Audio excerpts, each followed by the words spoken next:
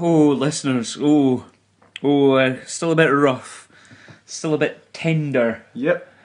Yes. Dumfries is very far away. And you can consume a lot of alcohol on the way to Dumfries. And then, this might come as a shock to you, but you do have to return from whence you came. And you do have to continue consuming alcohol, apparently. It's a Dumfrosian law? Dumfrosian? It's a Dumfrosian law. Dumfrosian. Yep. I'm Nicole Hay. I am Robert Borthwick. This is We Have No Cares, slightly delayed by the just sheer epicness of Heart's 3-0 away win in beautiful Dumfries. I lost every single inch of my mind. Yes, yeah. There might be scattered portions of Robert's mind on the on the terraces of Palmerston Park. Yes. If found, don't return them. He doesn't really use his mind in the best of situations. Don't fucking need them.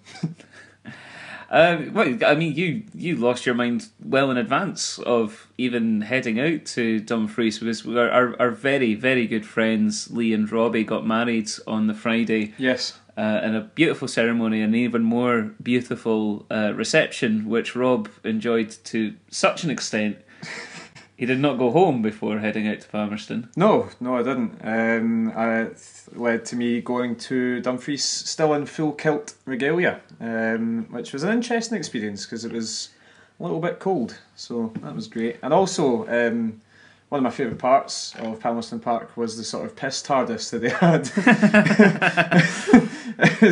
It was a tiny little sort of booth full of urinals, and going in there in a kilt was tremendous fun. What an adventure you must have had. It was just a great weekend, Nicole. I had such a great time. A little bit cold, but a lot bit dapper. Absolutely. And, as anyone who is looking right now at the logo for this this podcast on iTunes, or indeed the big picture on the YouTube, if you're streaming it there, you can see him in his finery. Yep. Oh my words. Well, that set the standard for the day, and we all piled into a train at Glasgow Central and took the road in the miles down to sunny Dumfries. It was sunny, which wasn't expected. Yeah, it was great. Yeah. Well done, Dumfries. Bravo on your weather and your climate. Excellent. Not in your voting. No. No. We were so excited for this because this really was I think this might be the only epic away trip that we get this season, unless we pull something like Peterhead out in the cup or something like that. This is it's the only real, we've lost the likes of Pittodrie and the Tulloch Stadium in Inverness and Dingwall and the whatever fucking amazing magical powers park or whatever it's called now. We've lost that. It's all gone. This was the only one that actually allowed a good amount of simultaneous travelling and drinking, and we took full advantage of that. We sure did. And then we walked up Terregles Street. Terregles. Terregles Street. Treggles Street. Terry's Chocolate Orange Street. Terreglas. We walked into the stadium. Yep, from the road. Yep. And were confronted with a mound. Yes. At the end of that mound was already a huge number of Hearts supporters. Yes. Terracing. Well, it was my first real experience of the terracing. I got lost. A child. Yeah, you just melted into the crowd. I was there with our good friend Ian, Rob was just like, follow me, and we're like, we can follow Rob. He's 6 feet taller than everybody else, and he's carrying a tartan umbrella. How difficult should this be? Oh. Yep. I just sort of disappeared. Yeah. Well, I thought you disappeared. We're all quite drunk. Also very true. Yes. Terracing. What a great idea. Yeah. People standing cheek by jowl, cheering on, waving around old-fashioned rattles. They weren't. No. They should have. Smoking pipes, they didn't. Lifting children over their shoulders to get over it, but they didn't do that either. No. Smoking woodbines, no, also didn't happen. No. Wearing flat caps. Some people did do that, but that's just the age we live in. Difficult to see things. Wasn't that easy? No. Which you may spot that we're padding this episode with a lot of Dumfries talk because our incisive analysis of the game might not be quite as up to scratch as it normally is. No. Partly because of sight lines and partly because of beer. Yeah. Both of those things are a massive factor in this long drawn out padding out process that we're going for right now. I hope you're enjoying every second of this long drawn out padding process. I would just like to say what a bloody great time we had. I would concur. Yeah, Palmerston looks amazing. Like when it's full of people, I can't imagine that it's going to be so great in January on a Wednesday night when Alloa come calling. Or just when Hibs are there. Yeah. Well, have you seen those pictures of Hibs occupying the terrace? I liked it when they set off a smoke bomb when they went 1-0 down.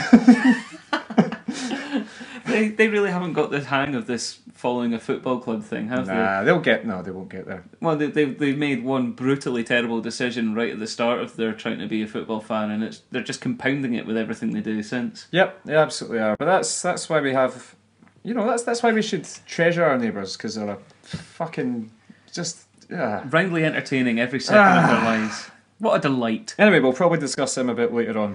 Probably. So you got Dumfries with its tiny little main stand. Its little cute little main stand. It's like a sort of Polly Pocket version of Fur Park. A half-built stand. I cannot stress how much more beautiful Dumfries is than Motherwell, though. Oh, fuck. For every pub in Dumfries, there's a funeral home in Motherwell. And then, almost disappointingly, the football started. Yay. And it started with us getting bombarded by the Doonhamers a wee bit, to be honest with you. It wasn't our best start, but I think it's almost a tactic now that we can get used to seeing from a Robbie Neilson team, is that, we will sit back, we will soak up, we will weather storms, because we know that teams, they're going to have a right good go at us from the off. Feel it out, and then once you've felt it, twat it. Robbie Neilson's got that on a t-shirt. He learned that long before he got into football management, though. I'll bet he did.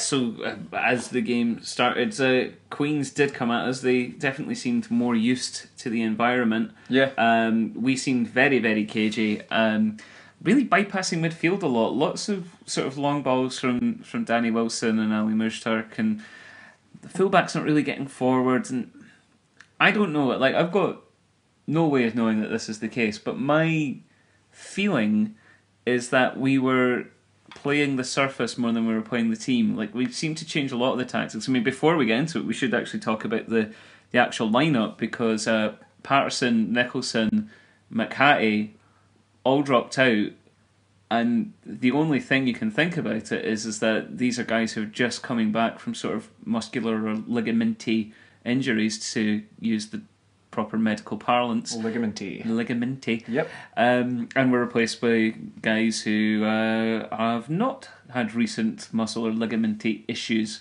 Sure. I was sort of on the other side of this, McGee and Eckersley are more defensive fullbacks. As Rob even said after the match, we were expecting it to weather a storm, so maybe having Callum Patterson and Kevin McHattie bombing down the wings wouldn't have been the best way to start a game. And obviously there is the, coming back from injuries and stuff like that, but it looks like that's our defensive fullback partnership, is Eckersley and McGee. For the early part of the game, we were sitting back, the fullbacks weren't overlapping, we were bypassing the central midfield quite a bit, and it really wasn't us playing our game, whether by accident or design. It did hand the initiative to Queen of the South quite a bit. Gavin Riley had an early chance. Prince Boabin uncharacteristically passing back slackly. Riley leapt onto it and fizzed a decent shot wide. Yes, I would say it's a daisy cutter. It's a plastic cutter. A melter. Yes. And then later on, from a corner, Chris Higgins got ahead of his marker and flashed a header onto the post. Thankfully went straight back into Alexander's arms. You managed to look cool as fuck just holding it. It's like, what? Yeah. Obviously that was going to happen. Played for and got. I'm Neil fucking Alexander. I know what my posts are doing. You did position those posts very well. I keep shouting at them for 10 minutes before they set up the wall. It's like, you post, stay where you are. And they did. They listened. It's another example of the commanding influence that we get from Neil Alexander telling metal what to do. And that was pretty much the story of that half. For all that we're saying, Queen of the South played well, I would struggle to identify many of the players that I thought were individually very good. I just thought that they sort of pushed and they worked, and they pounced on mistakes that we made while we were dithering or not playing our game. Though I did think their number 3, their left back, was quite incisive. Yeah. If only I had bothered to learn his name. Let's call him Jack Swanky. Jack Swanky. Jack Swanky, the Jack left back. Swanky, the toast of Palmerston Park. Yes, that's him. Yep, number 3, I think. Yeah, they'll be handing in our scouting reports to the coaching staff later on about definitely called Jack the Lanky McSwanky. There's a Mick in there now as well. Fantastic. But no, that was kind of really Queen of the South's finest 15 minutes. The game descended into not very much. There was a lot of sort of... Got a bit niggly. I did get a bit niggly. You know, Ozturk threatening to decapitate someone was not great.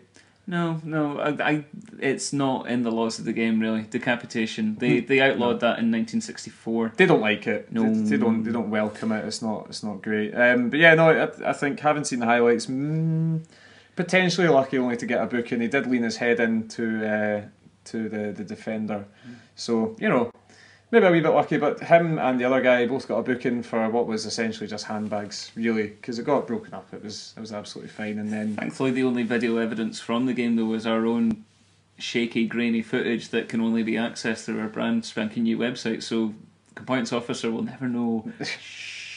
Nope, you will never know. I don't even know his name anymore. I was going to say it's that Lummy prick, but it's not. It's some other guy now. Some other prick. Yep, some other prick. Oh, I think it might be Jack McSwanky. Is it Jack McSwanky? Right. Yep. Great. That's the guy. Yep. You probably did see it then. No, it's a different Jack McSwanky. This one's from Kirkcudbright. And then later on, well, completely out of nothing, while we're sort of dwindling down to the end of the first half, looking at each other going, this isn't as easy as we'd hoped. Out of nowhere. Well, talk me through it. What happened? Gomez brought down the midfield, got taken down by their forward. Prince took a quick free kick to Danny Wilson. And I'm loath to say it was a long ball. I don't think it was a long ball. It was a ball. It was. It did go very long. More driven than long. Long. I thought it was a bit floaty. Long I don't know. There wasn't enough height on it. That's why I'm saying it's not a long ball. It was a pass. He passed it. Passed it long and high in the air. And Osman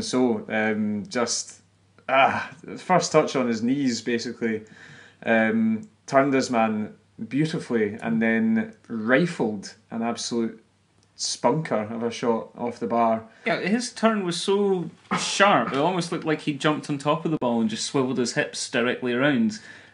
It was tremendous, and then obviously you could say it was contentious because you don't know if it crossed the line or not. But then it crossed the line. Yep, not contentious at all. No, that crossed the line. I could see it very, very well from my position.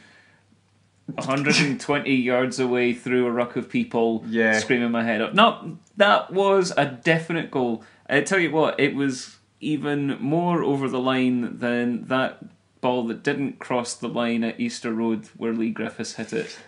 Not over the line, not past Jamie McDonald. That's one of my favourite ever Derby goals. But yeah, no, it was given as a goal, so what a fucking goal it was. Absolutely tremendous. And that's what really turned the game in our favour, to be honest with you. It was at that moment the tide started to turn more in our direction. I'm not sure that's exactly what did it, to be 100% fair with you. Like, I think at that point, like, we were obviously baffled. Yeah. Very much enjoyed Osman's wonderful turn and controlled shot, and Queens were shouting about it, but like they looked kind of galvanised by it. Like they gathered the ball and they kept playing their game. What really killed it is what happened next, where a bit of head tennis broke to Prince inside the centre circle, and then he just decided, wait a minute, the goal is right there. It's right there. I'm just going to go directly towards it. Yep. And he did that through 3 Doonhamers who just, for some reason, well, no, they were close enough to him. This is a good run. I'm like, at the time, I kind of felt like, oof, that was a bit easy for him. But I think Prince made it easy for him. Yeah, he had the shit out of them. Yep. And then he toe poked it beautifully into the corner, and that's the point where everyone just sort of went, oh, well, it doesn't really matter if we don't play as a team. We've got individual talents who can bail us out. And obviously that's no way to build a season-long campaign, but when you're toiling, having players of that quality is, well, it's dynamite. Isn't it just? Yeah, no, it was a phenomenal goal. You know, it was a toe poke by his own admission, but still, it takes some pretty precise toe poking to get it right in the corner. So yeah, he's a precision designed toes. He's on that football machine. Phenomenal at poking.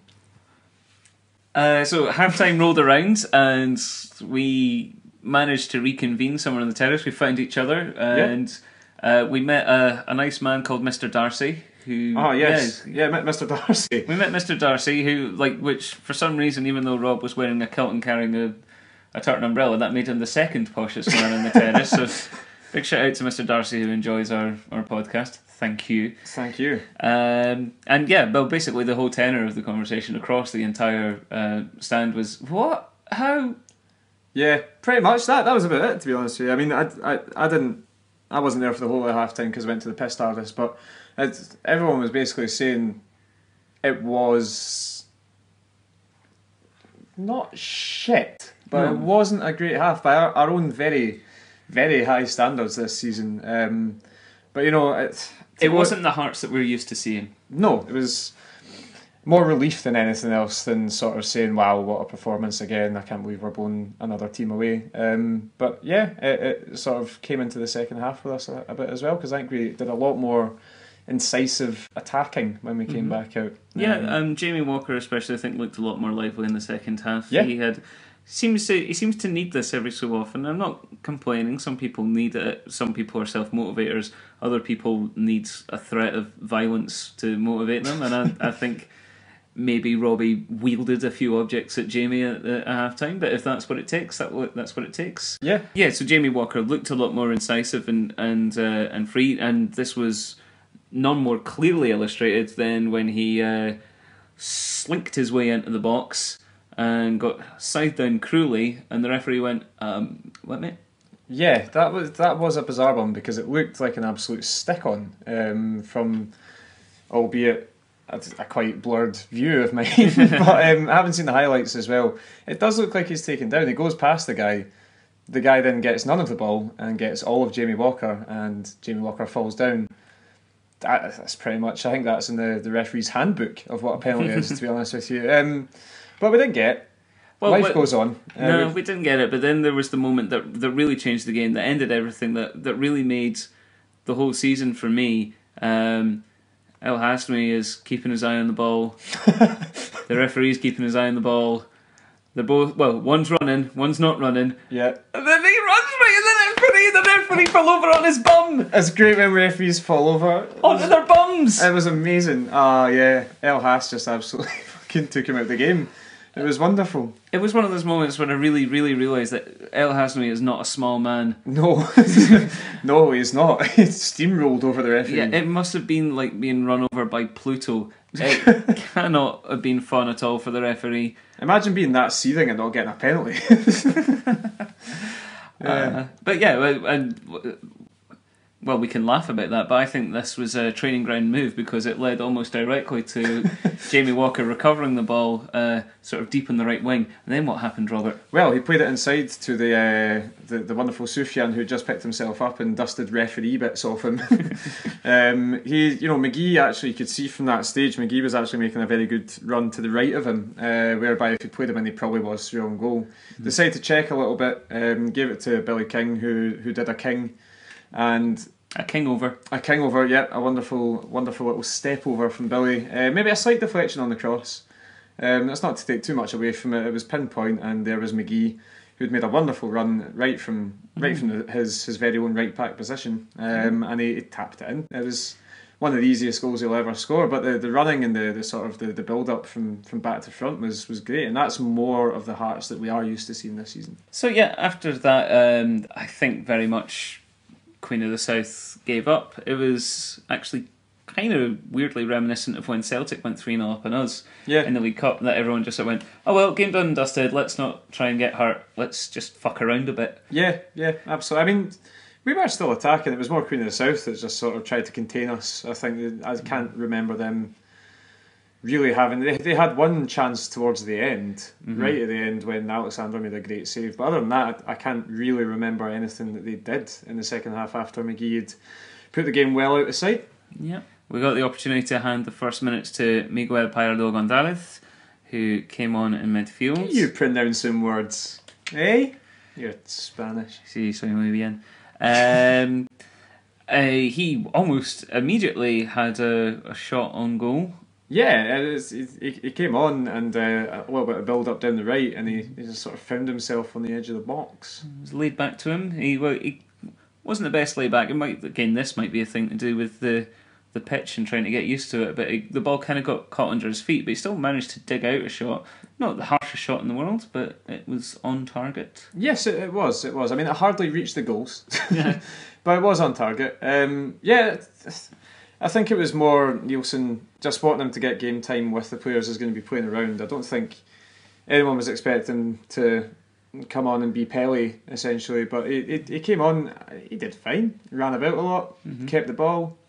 Very, very difficult to gauge what sort of player he is. We've all assumed that, being called La Tanqueta, that he is like a very defensive player and therefore might be cover for Gomez, but he came on for Prince, so I don't know, it's possible he's Spanish, he might have technique coming out of his ears, he might well be able to do that. Yeah. It just gives us options, gives us lots of options. I can actually foresee if we have a harder game against a bigger team, maybe in the Cup, or maybe if Rangers ever sack Ali McCoist and install a football manager, that we might have to go to Ibrox and play like a more compact 4-3-3, in which case like a sort of Prince, Gomez, Pardo triumvirate might be quite enticing. Yes, indeed. But I mean, we'll see that in the weeks to come. I know he got 90 minutes for the under-20s as well, as one of the overaged players in the development match, as they're calling them now. So yeah, no, it's good that he is getting towards fitness. Hopefully we can see a lot more of him. So the full-time whistle went, everybody enjoyed themselves, there were swirlies, there was songs, there was joy and bonhomie. Yes. We crammed into a tiny little, quite interesting pub. Yeah. Not the greatest beer, but a lot of banter. Yes, banter all over the place, a lot of upset Queen of the South fans. Lovely, but upset. Yeah, well, I mean, it was actually quite heartwarming to be able to mix with rival fans and then be, quite magnanimous, giving as good as they got, but sort of generally accepting that this was a fun game even if we lost. And yeah, you absolutely. guys are a good side and you're generally much more welcome than the Rangers are. Yes, they really don't like Rangers down there. No. I don't think anywhere does though, apart from Govan. Even then, it's kind of a love-hate thing, I would have thought. So that was Queen of the South. An excellent 3 points for Hearts. Obviously keeps us 6 points clear at the top of the table. And not much else to wrap up from the week in Hearts. Dale Carrick did score a nice goal in that under-20s game, thanks, that we only know about because of the highlights that are on the website. Yes, it was a lovely finish. It was great. Other than that, couldn't tell you a single thing that happened in that match. No. Dale scored a penalty and the guy called Greg Page, who's a young defender, scored a header. Well done, the under-20s. Good for you, Pagey. Yeah. So next week we will look forward to Alloa with great anticipation. We actually will look forward to Alloa this time. Yeah. Not just make it up a few weeks ago. Neither of us will be there because we're not nearly organised enough to think to get a ticket for a game that sells out more than a week before the actual game happens. Yeah. So hopefully hopefully a warm-up on a slightly better artificial pitch than the one that Alloa's got will stand us in good stead. Oh, that's one thing to talk about actually. This is quite clever from Robbie to just sort of, it's a council owned pitch, so they just booked it. Oh, is that right? It's council owned, so like people play fives on it and stuff like that. So you can basically just book it for a couple of hours. I think that's all he's done. Is that happening? I haven't heard anything about this. That was at training today. Right, they trained on the pitch today, and then they'll go back to the AstroTurf. No, sorry, training tomorrow. Wednesday is tomorrow. Okay. Yes. Probably today by the time you're listening to this, though. God, time, you confusing bastard. Indeed, but yeah, no, they've booked out the pitch, so they're going to be getting used to it because it is, although it is plastic, it's very much different to Queen of the South. It's an old pitch. It's been the same pitch for 7 years, I believe. It was 2007 it was put down. So I'm imagining that it's just going to be those little black pellets. It's not actually going to be the sort of artificial grass anymore, but it'll be interesting. So it's going to be like playing in a ball pit. Yes, that's exactly how it's going to be like. Yep. I think I've just figured out how to save Scottish football.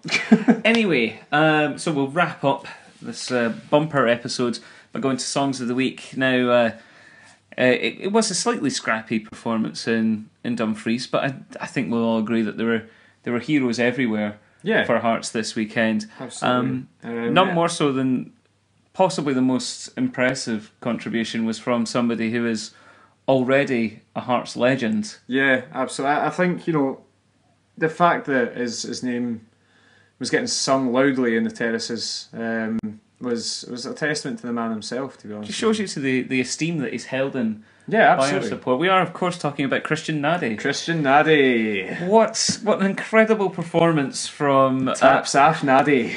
From a man who just loves to score at Easter Road. He fucking hates Hibs, it's great.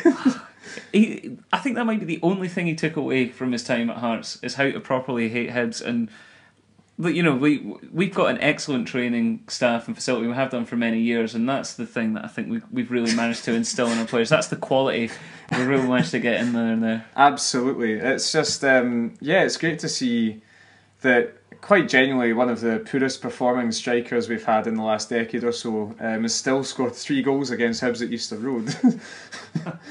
Which is, by the way, just to let you know, that's more times than Rudy Scatchell scored against Hibs at Easter Road.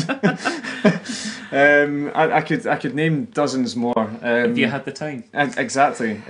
So yeah, big Christian. Right, okay, so it's your turn to go first this week. What a fucking guy, honestly. I know it's my turn to go first. I'm just going to revel in it. Did you see his celebration? I did. He did a fucking 5-1. He didn't even play in that game. He tore off his shirt, he did a 5-1, and he did a little jig on the sideline as well. And he made the briefest motion towards his own fans, sort of going, yeah, I scored a goal. Excuse me, I've got something important to take care of. Nah! Oh, it was great. It's just one of the biggest get it right up yous I've ever seen, honestly. Cause you've had a bad day, walked into your ground, you made it 1-0 but he turned it around. He took off his top, he ran to your fans, he's fucking ripped but he used to be round. You've had a bad day, he scores when he likes, but that's cause the Hibs are fucking shite. You've had a bad day. Ooh, you've had a bad day. La la la la la la. It's still going. What an epic! Had a bad day. Oh yes, terrific, terrific stuff. Thanks so much. Okay, let's do this. Yeah. Oh no, excellent words. Like excellent build up. I like getting the fact that they were 1-0 up and they fucked that up. Yes, they did. They did to Wraith Rovers at home. Wraith Rovers of Kirkcaldy. Yep. Natty's gonna go top saff, showing off his 6-pack. Natty's gonna score and get it right up you. Natty's gonna show 1-5, making all the hobbies cry. Natty's gonna score a goal, get it up you. I fucked up at the end there. I like it. Imagine singing songs about Christian Naddy. That's the reality that we all dream of. That's very high quality this week. I'm actually quite upset that it took Christian Naddy to inspire us to our highest. Yeah, that was good. That was good. Yeah. Enjoyed that. I'm not sure who's won. I don't want to declare a winner this week. I'm calling that a draw. The victory is for Christian Nadi. God done, Christian. Formidable, Christian! He despises the Hibs. God, he's not good at football. No, but neither are Hibs, and there we go. You're really, really not. Oh God, this is our first time back after Hibs beat Rangers. Ali McCoy's never leave us. Never leave us, please. Just keep doing you, Ali. Just keep picking BL Mojni. Keep making a blatantly unfit Chris Boyd mooch around the penalty area without any balls going anywhere near him. Yep. Keep ignoring your good players. Keep ignoring your good formation. Keep being you, Alistair. Keep being you. You're a great man. Maybe you'll get a song one week. I hope so. Well, that's us. Join us next time. Thank you for listening. Be sure to tell everybody that they can find every single episode in every single format by going to wehavenocares.tumblr.com and get in touch with us on Twitter. I'm at Nickel Hay. I am at RF Borthwick. Please shower us with love. And yep, one more thing as well. Just to make you aware, there's another sort of radio podcast going on just now. What? Yeah, there is. They're not a rival, Aren't they? No, they're not. Are they good at what they do? You see, this is good because now I get to explain what they do and show how they're different. Okay. It's basically called Monday Night Fitba, and it's essentially it's broadcast. I think it's Radio Saltaire on a Monday night. But if we're keeping up this gamble that I don't know anything about it, then I'm really not going to answer that question, am I? But no, they produce it and make it into a sort of listenable podcast every Monday night. So what, their podcast is listenable? Yes. Oh God, they're so much better than us. Oh no. But yeah, no, listen to Sam and the guys. They discuss Hearts and Hibs. It's very much an Edinburgh football podcast. So yeah, give them a listen. You can find them at mixcloud.com/MF MN football. MN Fitba. MN football. Yeah, you can find it on Kickback, which would be a much easier way of doing it. As I say, it's the Monday Night Fitba thread on there. But yeah, no, give them a listen, definitely. Yeah, I actually do. I've got let you behind the curtain, listeners. I have listened to it. It's good. Yeah, it is good. I've enjoyed it. So yeah, no, give them a listen. Yes, but most importantly, give us a listen. Yes. And join us next week for Red Hot Alloa Chat. Yes. Stevie Crawford. Hey, baby! Amoruso, that's a run, it's a done! Step on a done for Hearts! It's a blunder by Amoruso!